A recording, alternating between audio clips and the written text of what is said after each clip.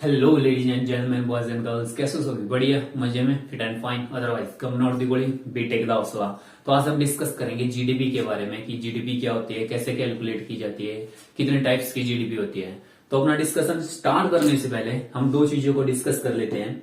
एक है factor cost और एक है मार्केट प्राइस। फैक्टर कॉस्ट क्या होता है, मार्केट प्राइस क्या होता है, उसे देख लेते हैं पहले।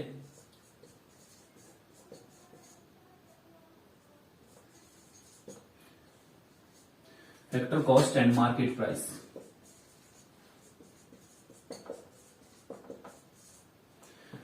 तो फैक्टर कॉस्ट, आपको पता है कि एक प्रोडक्ट को तैयार करने के पीछे चार फैक्टर काम करते हैं। एक लैंड, मतलब आपको पता है कोई भी प्रोडक्ट तैयार किया जाएगा तो खुले में तो नहीं किया जाएगा, एक अपनी जमीन होनी चाहिए, ठीक है। उसके ऊपर इंफ्रास्ट्रक्चर तैयार किया जाएगा, कंपनी रेडी की जाएगी, ठीक है। तो सबसे पहला लैंड, दूसरा कैपिटल, पैसा होगा तभी जो आप कोई भी बिजनेस स्टार्ट कर पाओगे।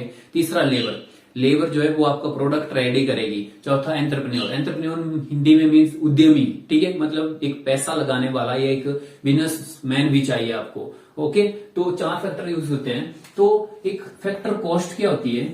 फैक्टर कॉस्ट होती है कि कोई भी प्रोडक्ट, जो प्रोडक्ट कंपनी में बन रहा है, तो उस प्रोडक्ट को बनाने के पीछे कितनी लागत आई या कितनी कॉस्ट आई, उसे हम क्या कहते हैं, फैक्टर कॉस्ट कहते हैं। फॉर एग्जाम्पल के लिए ये मार्कर है, इस मार्कर को कंपनी में बनाने के लिए, इसे तैयार करने के लिए इसके पीछे कितना खर्च करना पड़ा, वो क्या है, इस पेन की या इस मार्कर की फैक्टर कॉस्ट है। एग्जाम्पल के लिए इस मार्कर को बनाने के लिए हमें चाहिए थी इंक प्लस इसकी बॉडी, इसकी ये पूरी बॉडी बनानी थी, तो इसकी बॉडी बनी प्लस लेबर लगी, ठीक है। तो मान लीजिए इंक जो है वो 2 रुपए की मिली, बॉडी 4 रुपए की, एंड लेबर आई इसको बनाने की 2 रुपए। तो टोटल आप देखोगे इसकी जो फैक्टर कॉस्ट खड़ी हुई 8 रुपए खड़ी हुई। कितने रुपए जो है इस मार्कर को बनाने के लिए लगे हमें? 8 रुपए, ठीक है। मतलब कंपनी के जो ओनर है उससे इस मार्कर को बनाने के पीछे कितनी कॉस्ट आई? 8 रुपए आई। तो ये इसकी इस मार्कर की क्या है, फैक्टर कॉस्ट है, ठीक है। अभी जो है वो प्रोडक्ट या मार्कर जो है वो मार्केट में नहीं गया बिकने के लिए, अभी कंपनी में ही है, डिस्पैच हो चुका है, तो मतलब प्रोडक्ट रेडी हो चुका है बाजार में जाने के लिए, बट उससे पहले इसकी जो भी कीमत बनती है उसे हम क्या कहते हैं, फैक्टर कॉस्ट कहते हैं। फैक्टर कॉस्ट को हिंदी में साधन लागत कहते हैं। अब मान लीजिए मार्कर गया मार्केट में बिकने के लिए, तो आपको पता है कि कोई भी प्रोडक्ट अगर मार्केट में बिकने के लिए जाता है तो सरकार उसके अभी ऊपर जो है वो टैक्स लगाती है। आजकल जीएसटी चला हुआ है ना, आप जीएसटी लिख लो या इनडायरेक्ट टैक्स लिख लीजिए, इसके ऊपर सरकार क्या लगाएगी, टैक्स लगाएगी। मान लीजिए इस मार्कर के ऊपर सरकार ने 2 रुपए टैक्स लगाया, 2 रुपए का टैक्स लगाया, तो जब ये मार्कर कंपनी में था तो इसकी वैल्यू क्या थी, इसकी कॉस्ट कितनी थी? 8 रुपए थी। अब ये जो बिकने के लिए मार्केट में गया तो इसमें 2 रुपए और ऐड कीजिए तो हो जाएगा हमारा 10 रुपए। तो मार्कर की मार्केट वैल्यू या मार्केट प्राइस क्या हो गया? 10 रुपए हो गया। ओके, मतलब फैक्टर कॉस्ट क्या होती है, कंपनी के अंदर प्रोडक्ट रेडी हो जाता है तो उसके पीछे या उसको बनाने के पीछे जितनी भी उसको कॉस्ट आती है तो उसे हम क्या कहते हैं, फैक्टर कॉस्ट कहते हैं। और जब वो मार्केट में जाता है तो उसमें जो वो टैक्स ऐड हो जाता है तो उसे हम क्या कहते हैं, मार्केट प्राइस कहते हैं। एक चीज आप लोगों ने सुनी होगी, सब्सिडी। सरकार जो है किसी किसी गुड्स पर जो है वो सब्सिडी देती है, जैसे कि जो गैस का सिलेंडर है उसमें सब्सिडी दी जाती थी, और जैसे सौर पैनल है, सौर पैनल पे सब्सिडी दी जाती है। मान लीजिए आपने एक सौर पैनल खरीदा, वो आपको पड़ा 2000 रुपीज का, मतलब 2000 रुपए का पड़ा, और सरकार ने कहा कि कोई भी सौर पैनल खरीदेगा उसे उसमें जो है वो 500 रुपए क्या दी जाएगी, सब्सिडी दी जाएगी। तो आपने 2000 रुपए का क्या खरीदा, सौर पैनल खरीदा, आपने डायरेक्टली पे किए 2000 रुपए, लेकिन जो 500 रुपए आपको इसमें सब्सिडी दी वो वापिस आपके अकाउंट में आ जाएगी। इनडायरेक्टली आपने कितने पे किए? 1500 रुपए, ठीक है। तो जो सब्सिडी है उससे आपने क्या किया, माइनस किया, क्योंकि आपने 2000 दिए थे लेकिन 500 रुपए आपको वापिस आ गए। तो यहां पर जब सरकार मान लीजिए आपको एक मार्कर पर जो है वो 1 रुपए क्या देगी, सब्सिडी दे रही है, तो आप इस 2 रुपए में से 1 रुपए क्या कर दोगे, माइनस कर दोगे। मतलब आपने बाजार में 10 रुपए का मार्कर खरीदा, बट 1 रुपए जो आपको वापिस आ गया, तो एक्चुअल में आपने कितने रुपए का खरीदा, 9 रुपए का। आपने यहाँ पर क्या किया, सब्सिडी माइनस कर दी। तो यही जो है वो मार्केट प्राइस है। मार्केट प्राइस का फॉर्मूला क्या है, factor cost plus tax, factor cost plus tax minus subsidy बराबर है मार्केट प्राइस। समझे? फैक्टर कॉस्ट प्लस इसमें टैक्स ऐड कर दीजिए, माइनस सब्सिडी कर लीजिए, क्योंकि आपका पैसा आपने जो लगाया था वो सब्सिडी के रूप में जो पैसा वापिस आया उसे हम क्या करेंगे, माइनस करेंगे, और वो क्या आ जाएगा हमारे पास, मार्केट प्राइस आ जाएगा। ठीक है, तो ये था हमारा factor cost and market price. अब सीन क्या था कि 2015 से पहले, 2015 से पहले, 2015 से पहले जो जीडीपी कैलकुलेट होती थी वो फैक्टर कॉस्ट पर होती थी। 2015 के बाद अब जो जीडीपी कैलकुलेट होती है वो मार्केट प्राइस पर कैलकुलेट होती है। आपने नाम सुना होगा कि जो जैसे कि GDP at constant market price, GDP at current market price. तो अब जीडीपी क्या है, वो मार्केट प्राइस पर कैलकुलेट होती है। ओके, तो अब अपना जीडीपी वाला चैप्टर जो है वो स्टार्ट करते हैं। जीडीपी को हम कहते हैं ग्रॉस डोमेस्टिक प्रोडक्ट।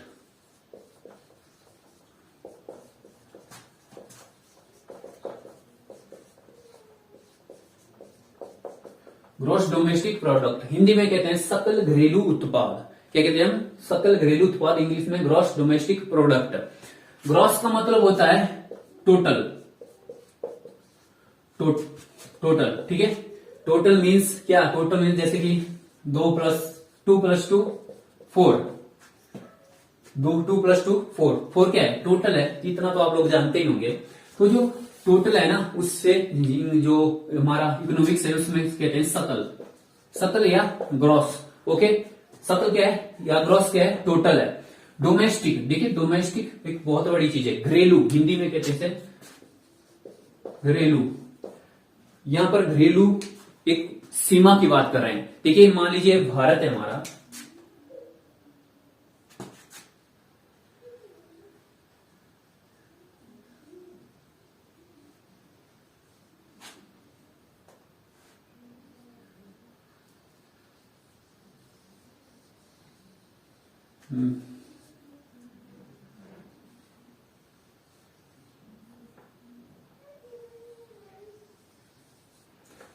ऐसे ही बनाया है, इंडिया है हमारा।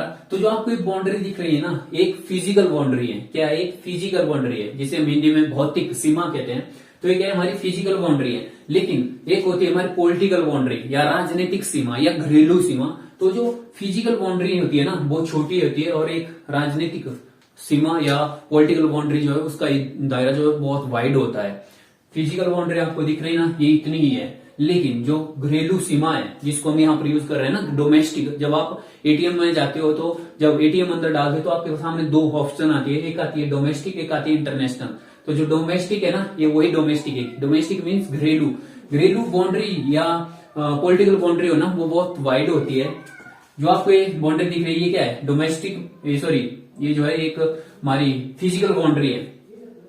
घरेलू बाउंड्री क्या होती है, जैसे कि आप यहाँ पर देखोगे, यहाँ पर समुद्र के अंदर 200 नॉटिकल मील तक भारत की घरेलू सीमा है। 200 नॉटिकल समुद्र, कोई भी देश है एनक्लोज, जो एक समझौता होता है उसके तहत जो है प्रत्येक देश अपनी कोस्टल एरिया से, मतलब अपने तट से लेकर 200 नॉटिकल मील अंदर तक, मतलब समुद्र के 200 नॉटिकल मील अंदर तक जो है उसे क्या है, उसके अंदर जो है, मतलब जो 200 नॉटिकल मील तक का दायरा है वो उसकी घरेलू सीमा के अंदर आता है।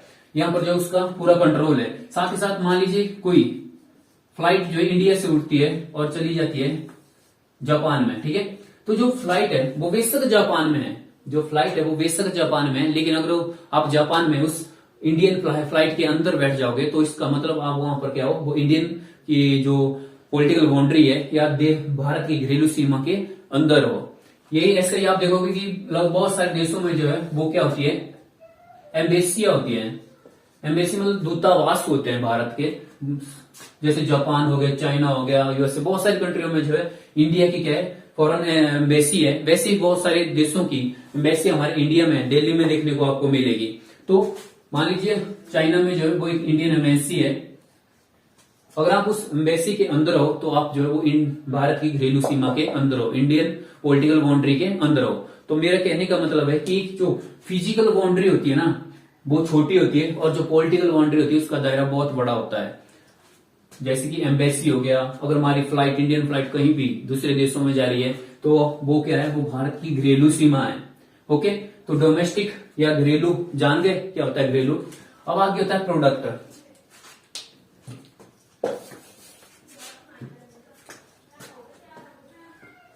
प्रोडक्ट को कहते हैं उत्पाद। उत्पाद मतलब देखिए प्रोडक्शन तीन तरह का ही होता है। एक आपका प्राइमरी सेक्टर, दूसरा आपका सेकेंडरी सेक्टर, तीसरा आपका टर्सरी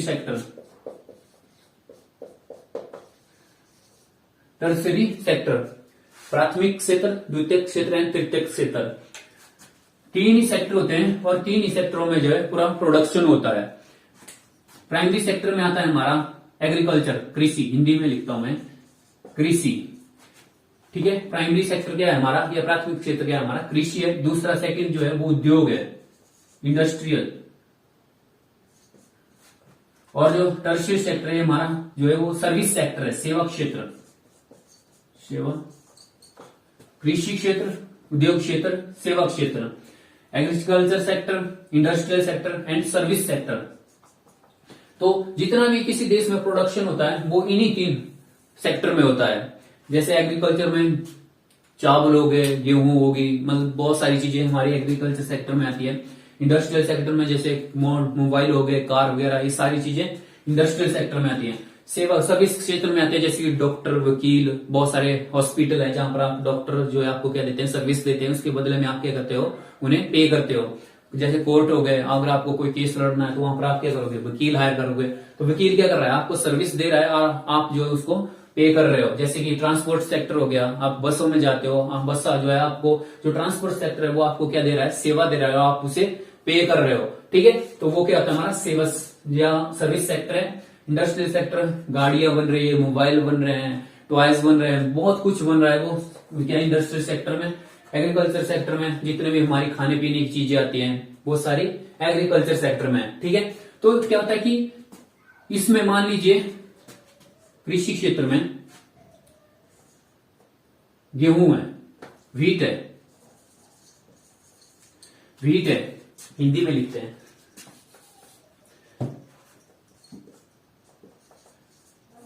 गेहूं है, गेहूं क्या है, एक एग्रीकल्चर सेक्टर का प्रोडक्ट है। और यहां पर आप देखो कि जैसे कार है, कार क्या है, वो सेकेंडरी या उद्योग क्षेत्र का प्रोडक्ट है। उसके बाद यहां पर आपको अगर कोर्ट लिख दो, कोर्ट है, कोर्ट क्या है, वो सेवा या सर्विस सेक्टर का प्रोडक्ट है या सेवा सर्विस सेक्टर है, ठीक है। अब क्या है कि आप इन सब चीजों को देखोगे तो जैसे कि कार हो गया एंड गेहूं हो गया, जब ये मार्केट में इनका यूज जो है वो एक कस्टमर करता है तो इनको हम क्या कहते हैं, फाइनल प्रोडक्ट कहते हैं, ठीक है। मतलब आप बाजार में जाते हो तो ऐसा तो है नहीं कि कोई कमीज ले आते हो लेकिन बटन नहीं लाते, कमीज ही मिलती है आपको, बटन नहीं मिलती। कार खरीदते हो एजेंसी से तो आपको वहां पर जो है सिर्फ कार की बॉडी देते हैं, टायर नहीं देते, इंजन नहीं देते। तो ऐसा कुछ भी नहीं है, पूरी कार जो आपको असेंबल करके दी जाती है। वहीं पर अगर आप बाजार में कमीज खरीदते तो आपको साथ में बटन भी आते हैं। आपको सीधा क्या करना होता है, उनका फाइनल जो रेट है वो उसको पे करना है। मतलब बाजार में जो है किसी, मान लीजिए कार जो है वो 5 लाख की है बाजार में, तो आपको 5 लाख रुपए पे करके जो वो कार खरीदते हो, तो कार क्या है, वो फाइनल प्रोडक्ट है, ठीक है। वैसे गेहूं है, गेहूं ये कभी फाइनल प्रोडक्ट होता है, कभी नहीं होता है। जैसे मान लीजिए आपने क्या किया, बाजार से गेहूं उठाई और सीधे इसको जो है वो अपने जानवरों को, जैसे गाय वगैरह को खिला दी, तो गेहूं क्या हो गया, वो फाइनल प्रोडक्ट हो गया। अगर आप जो है आटा जो है आटा खरीदते हो, अगर आटा आप सीधा खाने के लिए यूज करते हो तो आटा क्या है, वो फाइनल प्रोडक्ट है। अदरवाइज जो आटा जो है, अगर आप जो है अगर आप खाने के लिए यूज कर रहे हो, आपने आटा जो है वो परचेज किया खाने के लिए, तो आटा क्या है, वो भी फाइनल प्रोडक्ट है। अगर आटे के बाद जो है मान लीजिए गेहूं जो है कोई कंपनी खरीदती है, बिस्किट कंपनी खरीदती है, ठीक है, पार्ले जी वगैरह जो है, मान लीजिए कोई गेहूं खरीदती है, फिर उसका क्या करती है, आटा बनाती है। आटे के बाद जो उसका क्या बनाया जाता है, बिस्किट बनाए जाते हैं। दिख रहा है ना, आ रहा है स्क्रीन के अंदर, बिस्किट बनाती है। तो ना गेहूं फाइनल प्रोडक्ट है ना आटा फाइनल प्रोडक्ट है, क्योंकि कंपनी ने जो है इसे खरीदा था बिस्किट बनाने के लिए। तो जो बिस्किट है ना वो फाइनल प्रोडक्ट है, ओके।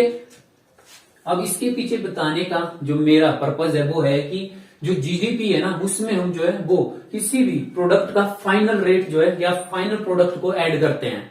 ओके, अब कौन फाइनल प्रोडक्ट है कौन नहीं है इससे जो है सीएसओ सेंट्रल स्टैटिस्टिक्स ऑफिस जो है वो डिसाइड करता है। सीएसओ का काम है कि कौन सा जो प्रोडक्ट है वो फाइनल प्रोडक्ट है और कौन सा प्रोडक्ट फाइनल नहीं है, ये डिसाइड करना सीएसओ का सेंट्रल स्टैटिस्टिक्स ऑफिस का काम होता है। समझे?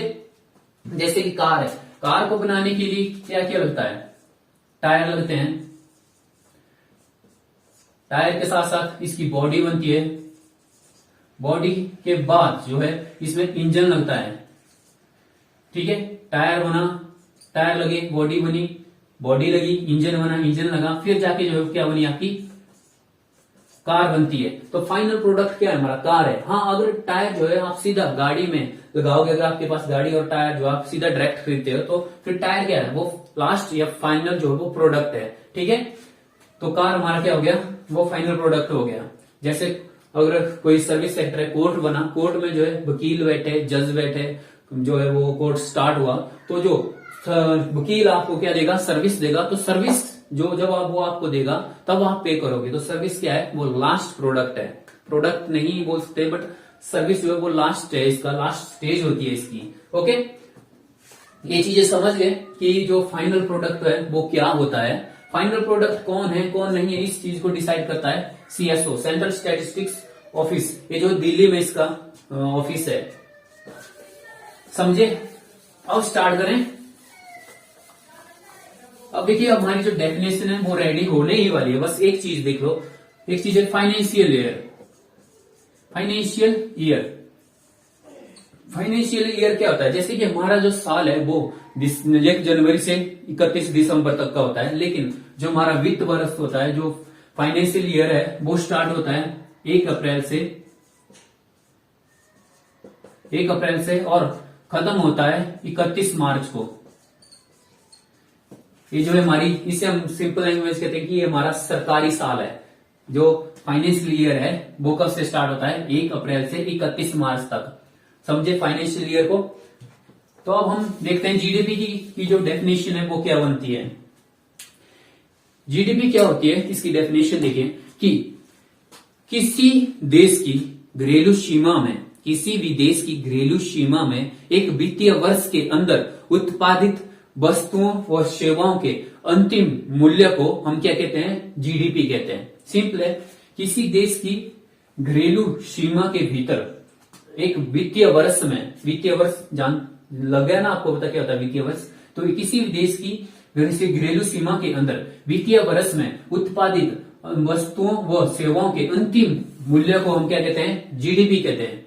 ओके, अपने आप में जो है डेफिनेशन बन जाती है, मतलब अपने आप में सब कुछ हो जाता है। जब आपको पूरी की पूरी चीज समझ में आ जाए ना तो आप इसकी डेफिनेशन बना लोगे इजीली। अब देखिए जीडीपी क्या होता है, इसको देखते हैं हम। मान लीजिए हम मार्कर का एग्जांपल लेकर चलते हैं। मान लीजिए एक मार्कर है, 2020 का फाइनेंशियल ईयर है और यहां पर जो है ये 4 मार्कर है। मान लीजिए ये 4 मार्कर ही जो है हमारे देश में प्रोड्यूस हुए, मतलब 4 मार्कर ही हमारे देश में बने, 4 मार्कर बनते हैं और एक मार्कर का जो रेट है वो 100 रुपए है। क्या है, 100 रुपए। तो टोटल कितना होता है, 400 रुपए। तो ये 400 रुपए क्या है, वो हमारे देश की जीडीपी है। ठीक है, ये जो 400 रुपए हमने फाइनल देखा, जो फाइनल हमारे पास आया, ये क्या हमारे देश की जीडीपी है। अब ऐसा नहीं कि जो चारों के चारों मार्कर है वो हमारा देश ही बना रहा हो, या हो सकता है इसमें जो कुछ फॉरेनर कंपनियां भी, ये 2 जो मार्कर है वो फॉरेनर कंपनियां बना रही हो और ये 2 मार्कर जो हमारा देश बना रहा हो। तो जैसे मान लीजिए ये 2 कंपनियां जो, मान लीजिए ये 2 कंपनी, इसमें से एक जापान की है एक यूएसए की है, तो क्या हम जो है इसको जीडीपी में ऐड करेंगे, तो यस ऐड करेंगे। आपने जो है वो घरेलू सीमा को पढ़ा ना, कि मतलब हमारी घरेलू सीमा के अंदर कोई भी हो, किसी देश की भी कंपनी हो, हमें कोई मतलब नहीं, प्रोडक्शन हमारी घरेलू सीमा के भीतर हो रहा है, बस यही काफी है। जीडीपी में हम सिर्फ किसको ऐड करेंगे, वो घरेलू सीमा के भीतर जो भी प्रोडक्शन हो रहा हो, चाहे वो किसी भी कंपनी का हो, किसी भी देश की कंपनी हो, हमें कोई मतलब नहीं है। बस इसमें हम क्या ऐड नहीं करते, जो हमारे देश के जो नागरिक है, जो हमारे देश के सिटीजन है, जो विदेशों में काम कर रहे हैं, जो दूसरी देशों की घरेलू सीमा के भीतर काम कर रहे हैं उनको हम नहीं ऐड करेंगे, क्योंकि वो हमारी घरेलू सीमा के अंदर काम नहीं कर रहे हैं। वो काम कहाँ कर रहे हैं, वो दूसरे देशों की घरेलू सीमा के अंदर काम कर रहे हैं, तो उनकी जो इनकम है वो उस देश की सीमा के या उन देशों की घरेलू सीमा के अंदर की जीडीपी में काउंट होगी। ओके, तो 400 रुपए क्या है, हमारे देश की जीडीपी है, समझे। तो यही क्या होती है, जीडीपी होती है। जीडीपी जो है वो दो टाइप की होती है। देखिए, मान लीजिए 2020 में जो है, जो फाइनेंशियल 2020 था हमारा, वहां पर प्रोडक्शन हुआ 400 रुपए। 2021 में देखोगे आप, 2021 में मान लीजिए कोरोना की वजह से प्रोडक्शन गिर गया और मार्कर केवल 3 ही बन पाए और रेट जो है वो महंगाई बढ़ गई, एक मार्कर हो गया आपका 200 रुपए का। तो जो जीडीपी आएगी हमारी कितनी आएगी, 600 रुपए। जीडीपी कितनी हो गई हमारी, 600 रुपए हो गई। तो हमारी जीडीपी क्या है, 600 रुपए। मान लीजिए 2022 में प्रोडक्शन और गिर जाता है और 2 ही मार्कर बनते हैं और महंगाई बढ़ जाती है और 400 रुपए का एक मार्कर हो जाता है। यहां पर 2021 में 200 रुपए का हो गया था महंगाई की वजह से, 2022 में मार्कर 400 रुपए का हो जाता है, महंगाई जो है पीक पर है। तो जो 2 मार्कर बने तो कुल प्रोडक्शन कितना हुआ हमारा, 800 रुपए। 800 रुपए कितना होता है, 800 रुपए। तो यहां पर आप देखोगे कि 2020 में 400 रुपए की जीडीपी थी, 2021 में जो है वो 600 रुपए की, 2022 में 800 रुपए की जीडीपी है। तो यहां पर क्या है, जीडीपी लगातार बढ़ रही है। जीडीपी में क्या हो रही है, लगातार ग्रोथ हो रही है। बट ऐसा रियल में नहीं होता, क्योंकि यहां पर जो जीडीपी बढ़ रही है इस पर जो है वो महंगाई का प्रभाव है, इन्फ्लेशन जो है इफेक्ट कर रही है जीडीपी को। अदरवाइज आप देखोगे प्रोडक्शन लगातार नीचे गिर रहा है, प्रोडक्शन लगातार डिक्रीज हो रहा है, ना कि इंक्रीज। पहले साल में 404 मार्कर बने, दूसरी साल में 3 मार्कर बने, तीसरी साल में 2। प्रोडक्शन लगातार डिक्रीज हो रहा है, गिर रहा है, लेकिन जो महंगाई है वो इसके रेट को क्या कर रही है, इफेक्ट कर रही है। महंगाई की वजह से जो रेट बढ़ रहे हैं, जिसकी वजह से आप देखोगे हमारी जीडीपी जो है वो आपको बढ़ी हुई दिखेगी, लेकिन ये रियल में नहीं है, ये आपको महंगाई की वजह से दिख रहा है। तो जो महंगाई जिसमें इंक्लूड होती है उससे हम क्या कहते हैं, नॉमिनल जीडीपी कहते हैं, नॉमिनल जीडीपी। नॉमिनल जीडीपी क्या होती है, जहां पर जो है जो जीडीपी महंगाई से इफेक्ट होती है उससे हम नॉमिनल जीडीपी कहते हैं। मतलब इसे हम नामात्र, नॉमिनल का हिंदी में नामात्र जीडीपी, नामात्र सकल घरेलू उत्पाद। ये जो रियल में नहीं दिखा रहा है कि देश जो है वो डेवलप हो रहा है, जिसकी देश की ग्रोथ जो वो बढ़ रही है या गिर रही है। यहां से सिर्फ हमें महंगाई से दिख रहा है कि नहीं बढ़ रही है, लेकिन जो इफेक्ट कर रही है वो महंगाई कर रही है। तो इसे हम क्या कहते हैं, नॉमिनल जीडीपी। समझे, ये हमारा नॉमिनल जीडीपी।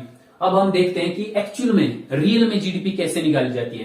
देखिए, कोई भी चीज का, अगर आप किसी भी चीज की डेवलपमेंट का पता लगाना चाहते हैं कि कोई डेवलपमेंट हो रही है, ग्रोथ हो रही है या नहीं हो रही है, तो आप क्या करते हो, कंपैरिजन करते हो। जैसे कि मान लीजिए आप कहते हो यार कि मैं जब स्कूलिंग कर रहा था तो मेरी हाइट जो है वो 5 फुट थी, बट अब आज मैं कॉलेज में हूं तो मेरी हाइट जो है वो 7 फुट है।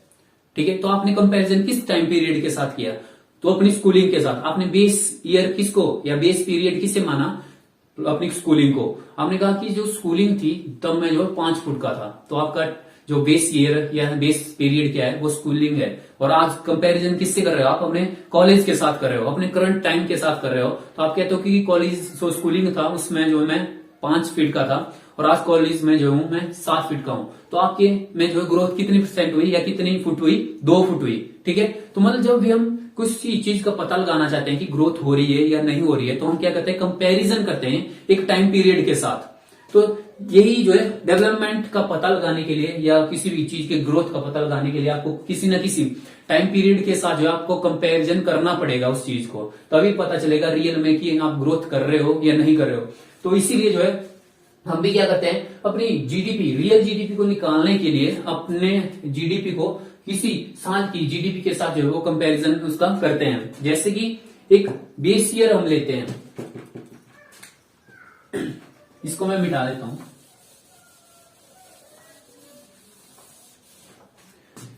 स्टार्टिंग में मैंने कहा था कि एक सीएसओ नाम की बीमारी है, सेंट्रल स्टैटिस्टिक ऑफिस,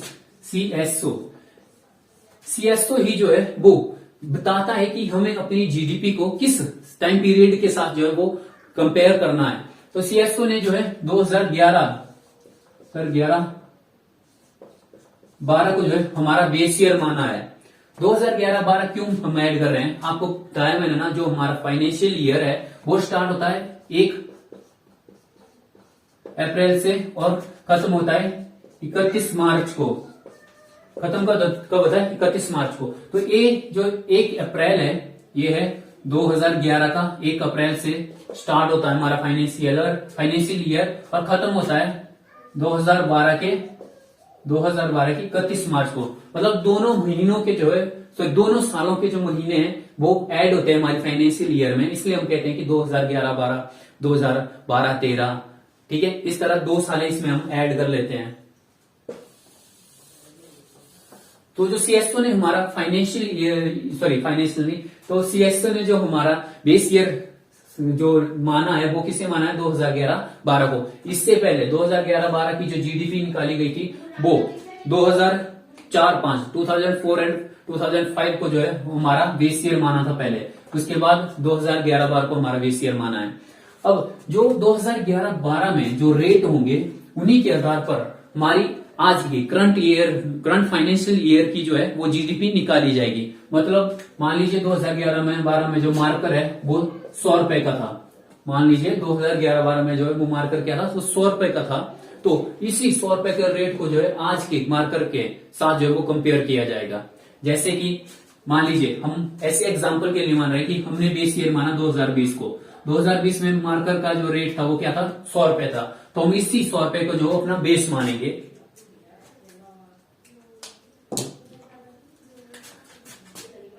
2020 में को हमने बेस ईयर माना। 2020 में कितना प्रोडक्शन हुआ था हमारा मार्कर का? 4, और रेट क्या था? 100 रुपए। तो जीडीपी कितनी आई थी हमारी? 400 रुपए आई थी। ठीक है, जीडीपी कितनी आई हमारी? 400 रुपए आई। 2021 को देखते हैं हम। 2021 में कितना प्रोडक्शन हुआ था? 3 मार्कर बने थे और रेट क्या था? 200 था। लेकिन ये महंगाई थी, इन्फ्लेशन था। हम क्या करेंगे? अपने बेस ईयर में देखेंगे। हमें महंगाई जो है वो साइड करनी है, बाहर निकालना है महंगाई को। तो हम बेस ईयर का ही रेट लेंगे। क्या रेट था उस टाइम एक मार्कर का? 100 रुपए। तो 2021 की जीडीपी कितनी आई हमारी? 300 रुपए। क्या जीडीपी आई? 300 रुपए। इसमें जो है महंगाई ऐड नहीं हुई है, महंगाई हमने बाहर निकाल दी है। 2022 में हमारा प्रोडक्शन हुआ था 2 मार्कर का। मार्कर में इंक जल्दी खत्म हो जा रही है। 2022 में जो है मार्कर बने थे 2 और रेट क्या है? 100 रुपए है। बेस ईयर का रेट क्या है? 100 रुपए है। तो कितनी जीडीपी हुई हमारी? 200 रुपए। तो अब आप यहां पर देखो कि लगातार जो प्रोडक्शन था वो क्या हुआ? डिक्रीज हुआ। तो जो जीडीपी है वो भी लगातार उसकी ग्रोथ भी क्या है? नीचे आ रही है। जैसे कि 2020 में 400 रुपए जीडीपी थी, फिर गिरकर 300 रुपए रही, फिर 2022 में 200 रुपए ही रही। तो ये क्या बता रहे हैं? हमें रियल आंकड़े बता रहा है। तो इसी को हम क्या कहते हैं? Real GDP.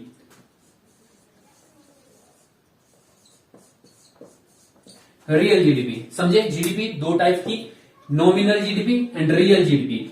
नॉमिनल जीडीपी में महंगाई जो है इसको इफेक्ट करती है, जबकि रियल जीडीपी में क्या है? महंगाई हम साइड रखते हैं और बेस ईयर को लेकर जो है अपनी जीडीपी कैलकुलेट करते हैं। तो रियल जीडीपी में जो है महंगाई का कोई प्रभाव नहीं होता है। समझे? ऐसा नहीं है कि जो रियल जीडीपी उसमें जो है लगातार गिरावट ही आती है। जैसे इंडिया है, इंडिया की जो जीडीपी है वो लगातार ऊपर जा रही है। अभी जो हमारा बजट पास हुआ था फरवरी में, 1 फरवरी को, उससे पहले आईएमएफ ने एक रिपोर्ट निकाली थी और उसमें कहा था कि इंडिया जो है आने वाले समय में जो है एक चमकता हुआ सितारा है। मतलब भारत की जीडीपी जो लगातार सबसे तेज गति से बढ़ रही है और इसीलिए आईएमएफ ने भारत को आने वाले समय का जो चमकता हुआ सितारा कहा है। समझ गए? रियल जीडीपी क्या होता है, नॉमिनल जीडीपी क्या होता है। नॉमिनल जीडीपी में हम महंगाई को ऐड करते हैं, जबकि रियल जीडीपी में हम जो है वो बेस ईयर को मान के महंगाई को बाहर कर देते हैं। हमारा बेस ईयर क्या है? 2011-12 है। और जो रेट होते हैं वो सब कुछ डिसाइड जो सीएसओ करता है, पूरी लिस्ट निकालता है। हर एग्रीकल्चर सेक्टर की लिस्ट भी बताएगा, जो इंडस्ट्रियल सेक्टर है इसकी लिस्ट भी, सर्विस सेक्टर की, तीनों सेक्टरों की जो फाइनल प्रोडक्ट या फाइनल रेट जो है वो सीएसओ डिसाइड करता है। ठीक है, और सभी के अलग अलग आंकड़े आते हैं। जैसे कि सर्विस सेक्टर जो है कि उसकी जीडीपी में कितनी परसेंटेज रही, और जो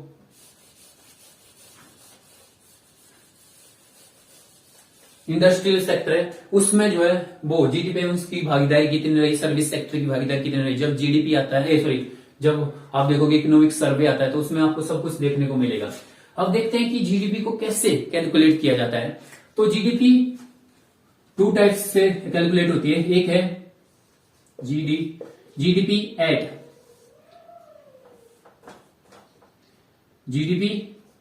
at constant market price.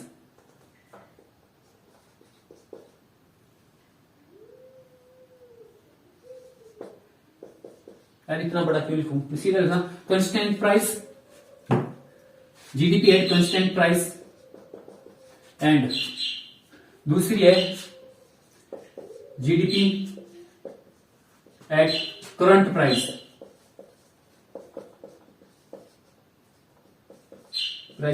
Current prices. ठीक है, जीडीपी 2000 पर कैलकुलेट करते हैं हम, GDP at constant price, GDP at current price. समझे? कांस्टेंट प्राइस क्या है? ये वही है जिसमें हम जो है वो बेस ईयर को लेकर चलते हैं। 2011-12 को बेस ईयर लेकर चले थे हम। जैसे कि 2020 को हमने क्या किया था, वो अपना बेस ईयर माना था। प्रोडक्शन कितना हुआ था, 4 मार्कर का हुआ था। एंड प्राइस क्या था, 100 रुपए था। टोटल जीडीपी कितनी बनी थी हमारी, 400 रुपए बनी थी। वैसे 2021 में प्रोडक्शन कम हुआ था 3 और रेट क्या लिया हमने, बेस ईयर का लिया 100। तो जीडीपी कितनी बनी थी हमारी, 300 रुपए। तो जीडीपी एट कांस्टेंट प्राइस में क्या होता है कि हम बेस ईयर को लेकर चलते हैं। तो हमने बेस ईयर हमारा क्या है 2012 है और इसी बेस ईयर के आधार पर जब हम जीडीपी निकालते हैं तो हम उसे क्या कहते हैं, जीडीपी एट कांस्टेंट प्राइस कहते हैं। ठीक है, और जब हम कोई बेस ईयर नहीं लेते हैं, सिर्फ जो करंट ईयर चल रहा है, करंट ईयर में जो मार्केट प्राइस चल रहा है उसी के आधार पर जब जीडीपी निकालते हैं उसे हम करंट प्राइस कहते हैं। जैसे कि 2020 में मान लीजिए 2020 में प्रोडक्शन हुआ 4 मार्कर का और मार्कर का रेट है 200 रुपए। तो हमारी जीडीपी करंट मार्केट प्राइस पर कितनी हो गई, 800 रुपए। 800 रुपए जीडीपी हो जाती है हमारी करंट रेट प्राइस के आधार पर। और 2021 में मान लीजिए 4 ही मार्कर बने और रेट हो गया 300 रुपए। तो जीडीपी कितनी हुई हमारी, 1200 रुपए। समझे? मतलब जो मार्केट रेट पर जब हम जीडीपी निकालते हैं करंट मार्केट रेट पर और कोई बेस ईयर नहीं लेते, बेस ईयर इसमें कोई नहीं होता, सिर्फ करंट जो ईयर चल रहा होता है उसी के आधार पर जब हम जीडीपी निकालते हैं तो उसे हम क्या कहते हैं, GDP at current market price. Okay, तो 2000 पर जो है जीडीपी कैलकुलेट करते हैं हम, GDP at constant price, GDP at current price. Constant price में हम क्या करते हैं, बेस ईयर मानते हैं जैसे कि रियल जीडीपी। ठीक है, और जीडीपी एट करंट प्राइस में जो मार्केट में करंट प्राइस चले हुए हैं उनके आधार पर जब हम जीडीपी कैलकुलेट करते हैं तो उसे हम क्या कहते हैं, जीडीपी एट करंट प्राइस। समझे? अब देखिए जीडीपी जो है वो हमारी ईयरली भी काउंट होती है और क्वार्टरली भी काउंट होती है। ये जो जीडीपी है वो ईयरली भी काउंट होती है और क्वार्टरली भी काउंट होती है।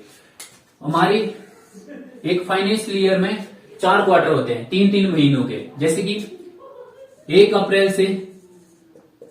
से हमारा फर्स्ट क्वार्टर स्टार्ट होता है जून तक।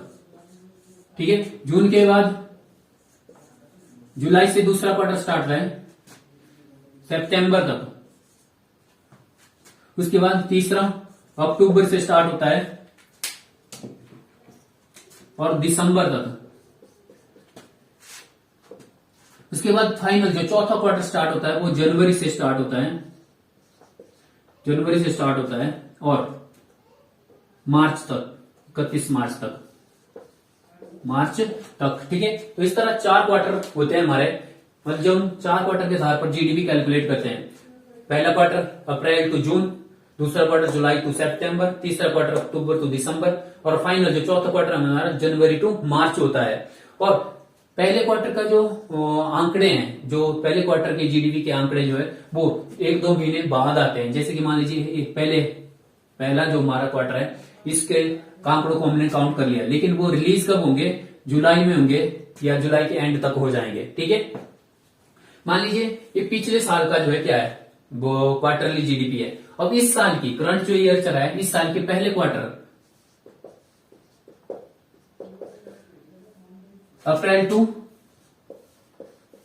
जून होता है ना पहला क्वार्टर, तो इस साल के पहले क्वार्टर का कंपैरिजन पिछले साल के पहले क्वार्टर के साथ किया जाएगा। मान लीजिए पिछले साल जो है वो पहले क्वार्टर की जीडीपी रही है हमारी 100 रुपीज, कितनी रही है, 100 रुपए रही है। तो जब हम इसके साथ कंपैरिजन करेंगे अपने इस साल के क्वार्टर को, पहले आज के जो करंट ईयर चला है इस साल का पहला क्वार्टर का कंपैरिजन पिछले साल के पहले क्वार्टर के साथ किया जाएगा, दूसरे क्वार्टर का पिछले साल के दूसरे क्वार्टर के साथ, लास्ट क्वार्टर का पिछले साल के लास्ट क्वार्टर के साथ, और देखा जाएगा कंपैरिजन करेंगे कि जो जीडीपी जो क्वार्टरली जीडीपी है वो कैसे बढ़ रही है। जैसे कि मान लीजिए पिछले साल की फर्स्ट क्वार्टर का जो जीडीपी थी हमारी 100 रुपए है और इस साल की जीडीपी जो है हमारी वो 105 रुपए है। तो आप देखोगे कि जो जीडीपी ग्रोथ रेट कितनी रही है, 5% रही है, क्योंकि 5% एक्स्ट्रा 105 है। पिछली बार 100 थी फर्स्ट क्वार्टर की, इस बार कितने है 105 है, तो कितने परसेंट ग्रोथ रेट है जीडीपी में, 5% है। तो इसी तरह जो है पिछले साल के इस साल के साथ क्या किया जाता है, कंपैरिजन किया जाता है। और जैसे कि मान लीजिए पिछले साल 105 है, तो इस साल के सेकेंड क्वार्टर की जो ग्रोथ जो जीडीपी रही हमारी 115 रुपए रही। तो आप देखोगे कि सेकेंड क्वार्टर की जो जीडीपी है वो 10% ग्रोथ रेट के साथ बढ़ी है। इसी तरह सारे चारों के चार क्वार्टरों का क्या किया जाता है, कंपैरिजन किया जाता है। तो दो टाइप से जीडीपी निकाली जाती है हमारी, एक है GDP at constant market price, दूसरी GDP at current market price. और जीडीपी जो है हमारी एक जो है वो ईयरली भी होती है और क्वार्टरली भी होती है, 4 क्वार्टर होते हैं हमारे, समझे। तो बस ये था हमारा जीडीपी। जीडीपी क्या होता है, कितने टाइप का होता है, कैसे कैलकुलेट किया जाता है। अब हम डिस्कस करते हैं जीडीपी डिफ्लेटर के बारे में। क्या होता है जीडीपी डिफ्लेटर?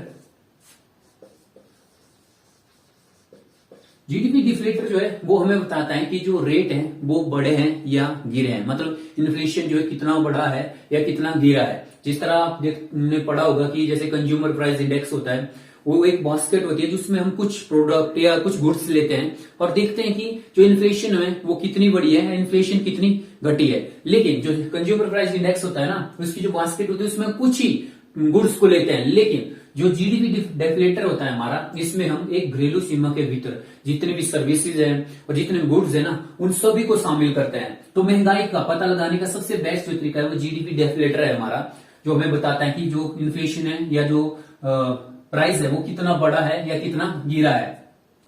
जीडीपी डेफलेटर अगर 100 से अधिक आता है तो हम क्या कहते हैं कि जो महंगाई या प्राइस जो है वो बढ़े हैं या इन्फ्लेशन जो बढ़ा है। अगर कम आता है तो हम कहेंगे कि जो प्राइस है या जो महंगाई है वो नीचे गिरी है। जैसे मान लीजिए यहां पर अगर 110 आएगा हमारे पास, तो जब हम इसको निकालेंगे तो हम कहेंगे कि 10% जो है वो इन्फ्लेशन बढ़ा है या जो रेट है वो बढ़े हैं। अगर यहां पर 80 आएगा तो 100 से कम है, तो हम कहेंगे कि जो महंगाई है या जो रेट है वो 20% जो है नीचे गिरे हैं। ठीक है, तो जो जीडीपी डेफलेटर है इसका फॉर्मूला है nominal GDP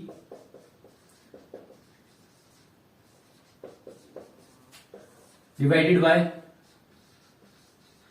real GDP. Marker में खत्म हो रही है जल्दी, एक डालना भूल गया मैं आज, और मल्टीप्लाई 100। अगर आप इसके फॉर्मूले को बिल्कुल ध्यान से देखोगे तो आपको पता चलेगा कि जो डेफलेटर जो है जीडीपी डेफलेटर है ना, ये हमें बताता है कि बेस ईयर के मुकाबले करंट ईयर में जो रेट है वो कितने बढ़े हैं। देखो आप ऊपर नॉमिनल जीडीपी क्या है, नॉमिनल जीडीपी हम जो है वो करंट मार्केट प्राइस के आधार पर निकालते हैं, जिस पर जो है वो इन्फ्लेशन का इफेक्ट होता है। ठीक है, मान लीजिए जो नॉमिनल जीडीपी है वो 120 रुपए है, ठीक है, और रियल जीडीपी जो है हमारी 100 है, और इसको हम मल्टीप्लाई करेंगे 100 से, तो आप देखोगे कि यहां पर हमारा कितना आएगा, 120 आएगा। अगर इसको 100 से ज्यादा है ना, 100 से ये ज्यादा 120, 100 से ज्यादा 120, तो हम कहेंगे कि जो प्राइस है वो 20% क्या है, बड़े हैं। प्राइस जो क्या है 20% बड़े हैं। अगर 100 से मान लीजिए 86 आता तो 100 से कम है, तो हम कहते हैं कि जो प्राइस है वो 14% जो है नीचे गिरे हैं। कितने परसेंट? 14% जो है वो नीचे गिरे हैं। ठीक है, अब आप ध्यान से देखिए कि रियल जीडीपी में क्या होता है। रियल जीडीपी में हम जो रेट लेते हैं वो बेस ईयर के लेते हैं, बेस ईयर के रेट लेते हैं, और नॉमिनल जीडीपी में हम जो करंट ईयर है उसकी जो मार्केट प्राइस के आधार पर जो है नॉमिनल जीडीपी निकाल जाती है। तो एक हिसाब से देखें तो ये जो कंपैरिजन है ये नॉमिनल जीडीपी और रियल जीडीपी के बीच में है, और एक हिसाब से देखें तो ये जो कंपैरिजन जो है हमें ये जो जीडीपी डिफ्लेटर जो हमें बताता है कि जो बेस ईयर के का जो रेट है उसके मुकाबले करंट ईयर के जो रेट है वो कितने परसेंट बढ़े हैं या कितने परसेंट नीचे गिरे हैं। ओके, तो ये था हमारा जीडीपी डेफिलेटर। आप देखो कि हमारी जीडीपी जो है वो लगातार बढ़ रही है, लेकिन अनएम्प्लॉयमेंट भी लगातार बढ़ रहा है। इसके पीछे रीजन पता क्या है कि एक रिपोर्ट आई थी एमसीए की। एमसीए ने कहा था कि जो भारत में है 36% जो है वो सेल कंपनियां हैं। मतलब एक ऐसी सेल कंपनियां क्या होती हैं, जो सेल कंपनियां होती है ना, ये सिर्फ या तो मनी लॉन्ड्रिंग मतलब हवाला का पैसा या जो है टैक्स बचाने के लिए कंपनियां बनती हैं। तो जो एमसीए ने अपनी रिपोर्ट में कहा कि भारत में जो है वो 36% जो वो सेल कंपनियां हैं। और दुख की बात यह कि हम इन 36 जो सेल कंपनी इनको अपनी जीडीपी में शामिल करते हैं, जिसकी वजह से क्या होता है कि हमें अपनी जीडीपी बढ़ी हुई दिखाई देती है। सरकार भी इस पर जो है कोई भी एक्शन नहीं लेती, और सरकार का भी फायदा होता है क्योंकि इस सेल कंपनी की वजह से जो है हमारी जीडीपी जो हमें क्या दिखती है, बढ़ती हुई दिखाई देती है। इसी की वजह से आप देखोगे कि इंडिया की जीडीपी जो है क्या हो रही है, लगातार ऊपर बढ़ रही है, लेकिन साथ ही साथ अनएम्प्लॉयमेंट भी क्या जो है वो साथ साथ बढ़ रहा है। पहली ऐसी कंट्री है जहां पर जो है जीडीपी भी लगातार ऊपर बढ़ रही है, साथ साथ देखोगे अनएम्प्लॉयमेंट भी लगातार बढ़ रहा है। ओके, तो ये था हमारा जीडीपी। अब अगर आपसे क्वेश्चन पूछूं कि क्या जीडीपी में हम विदेशी कंपनियों को शामिल करते हैं जो हमारी घरेलू सीमा के बीच में, हमारी घरेलू सीमा के अंदर जो है वो प्रोडक्शन कर रही हैं, तो यस हम उन्हें शामिल करते हैं। मैं आपसे कहूं क्या जो भारतीय नागरिक हैं, जो देश के हमारे सिटीजन हैं, जो विदेशों में काम कर रहे हैं, तो क्या उनकी इनकम को हम अपनी जीडीपी में शामिल करेंगे? तो नहीं। क्या जो है हम आयात इंपोर्ट को जो है अपनी जीडीपी में शामिल करते हैं? नहीं, क्योंकि आयात जो है वो दूसरी घरेलू सीमा के भीतर बना हुआ प्रोडक्ट होगा और जो बाद में हमारे देश में आ रहा हो, इंपोर्ट हो रहा है, हम इंपोर्ट इसमें इंक्लूड नहीं करते हैं, बल्कि एक्सपोर्ट इसमें इंक्लूड करते हैं। ओके, तो आज के इस वीडियो में बस इतना ही, मिलते हैं नेक्स्ट वीडियो में, तब तक के लिए बाय बाय।